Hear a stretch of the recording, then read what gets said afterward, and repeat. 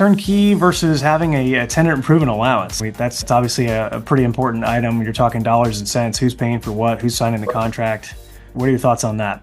When we're training our new to business agents, our best practice is to do turnkey only because so much can go wrong when you're working off a tenant improvement allowance, and the landlord would prefer that you work off a tenant improvement allowance for a reason. And so working off a tenant improvement allowance is not always terrible. You just have to really know what you're doing. So if the space doesn't require a lot of renovations, then maybe you can get a high tenant improvement allowance. Then the unused construction dollars can be converted to additional free rent, pay for your fixtures, furniture, and equipment. So that's great. But there's just lots of horror stories when you're working on a TI allowance and it's thin and you sign the lease and then you go from your construction pricing notes to your construction documents. And then all of a sudden you're $5-10 a foot, sometimes could be $200,000, $150,000, $50,000 over your allowance. And usually that's because there's more information in the construction documents that weren't in the pricing notes that contractors didn't know, that you can oftentimes get so tired of, oh, they over-engineered the space. Go back to the architect and see if they can fix it. Maybe there's a VAV box in the ceiling grid that needs to be replaced. Maybe there's an increase in construction costs. Obviously, that's happened a lot, unfortunately, in the last few years. Oh, yeah.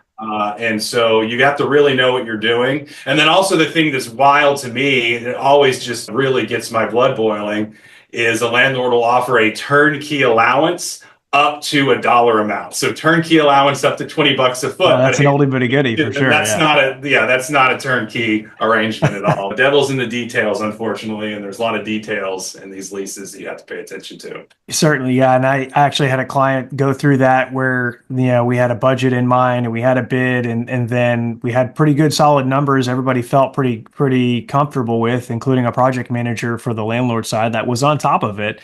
But when the electricians got into the space and started looking at the age of the old lighting they had in there, they realized they weren't going to be able to swap out some bulbs. They were going to have to go through and replace all of the ceiling grid lighting with brand new LEDs.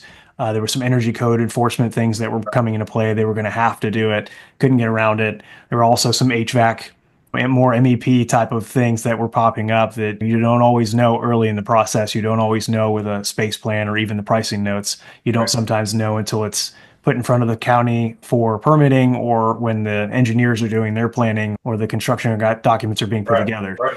Lots of surprises. You gotta be careful too. Now that I'm just remembering is why we have that senior junior kind of structure at our firm. A lot of the times a landlord will just present a bid. Let's say it's an $18 per square foot bid and we have a $20 allowance. Okay, we're good to go. They're very happy for you to sign on the dotted line and move the thing forward.